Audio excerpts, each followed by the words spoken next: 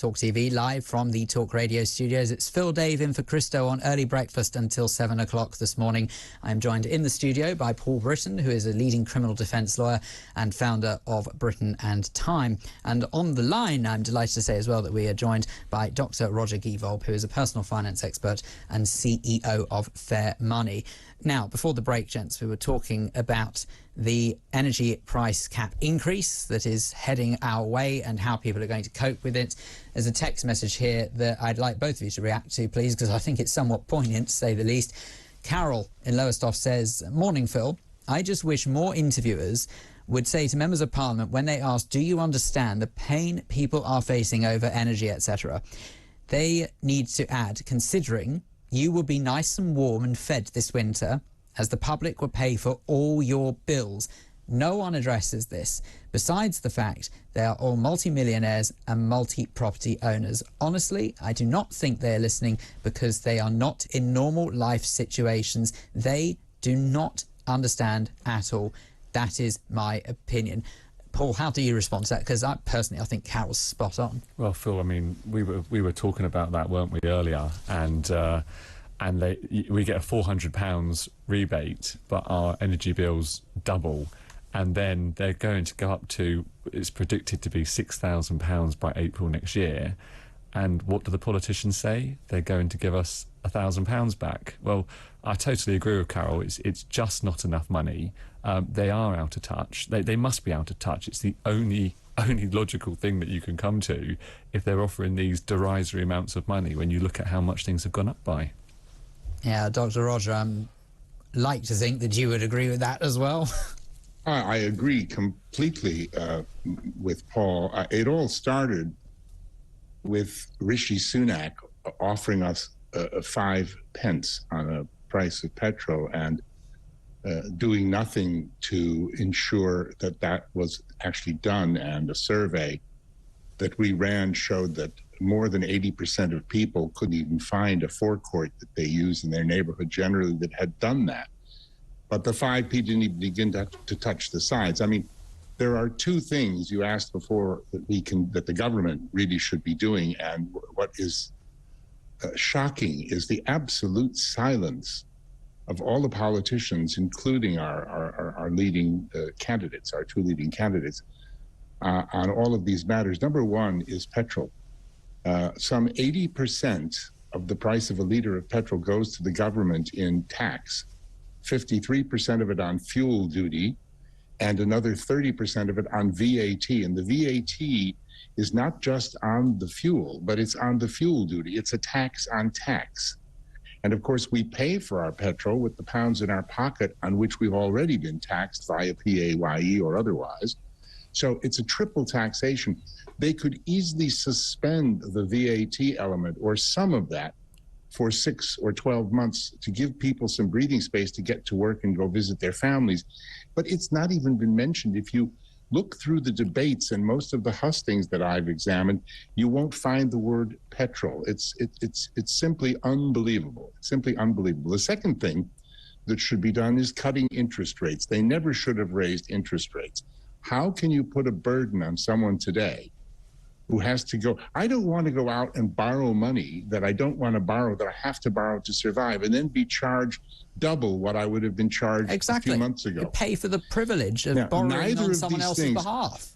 So you're listening, as I and Paul are listening, day after day after day to, I'm sorry, guys, you know, I'm sure you're very well-meaning and hopefully one of you will become a great prime minister, but listening to your waffle and platitudes over and over and over again, while Boris is sitting on the beach drinking ouzo, and Nadim is saying, yes, we must do something.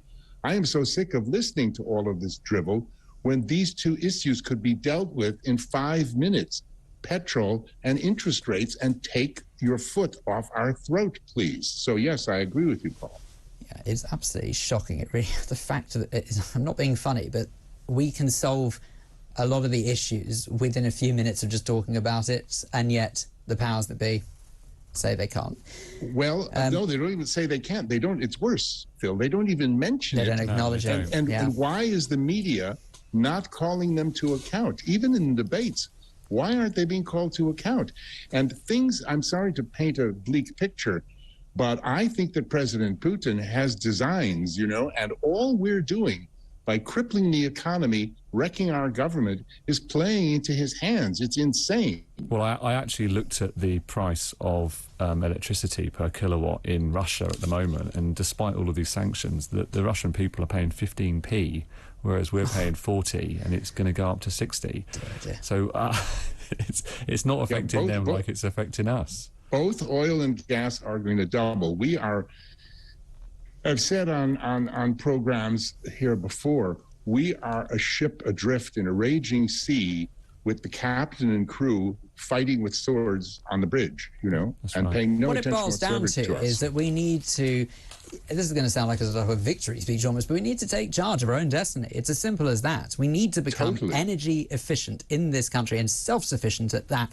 And until we get a grip on that and make it happen, I fear that we're just going to keep looking at situations like this and just despairing every 2 seconds. This is from Mark, who's in Lancashire, who texts to say, we simply need to go back to paying for what we've used. This system of paying an inflated subscription, quote unquote, fee every month for energy, whether we use it or not, is a broken model and needs to be scrapped. And I think that's exactly what you were saying a little earlier on, Roger, as well, as if we just go back to almost paying for what we use rather than going on direct debits. That should help people. Yes, but I wasn't, Mark is right, but I wasn't saying it's a broken model. It is a useful tool, but one needs to understand how it should be used. Again, if you go to my video, GWOB and direct debit, Google those 3 words and you'll get it. The direct debit is an accommodation by you to your supplier, not by them to you. They have nothing to say about it. You can cancel it anytime you want. You can generally call up your bank and say, look, they shouldn't have taken that £500. Please transfer it back to my account. And under what's called the direct debit indemnity, they must do that. The bank must send the money back. Or you can use your mobile banking and transfer it back yourself, and the energy company can't say boo.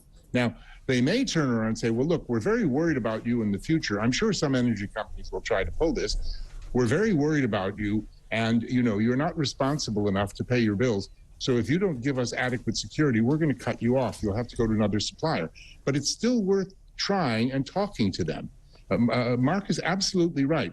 Don't cancel direct debit. Just take your money back every month as soon as they've taken it. The direct debit can be flexed up and down in the app anyway, or the website that the energy provider provides you. Within reason, I believe it can. Dr. Roger, I fear that we could talk about this all day, but sadly time is against us. But thank you very much indeed for your expertise and your thoughts this morning. That's Dr. Roger Givob, personal finance expert and CEO of Fair Money. And I'm afraid that, Paul, this is where we must say thank you to you as well. We really appreciate you coming in and looking through the papers for us. That's Paul Britton, leading criminal defence lawyer and founder of Britton and Time.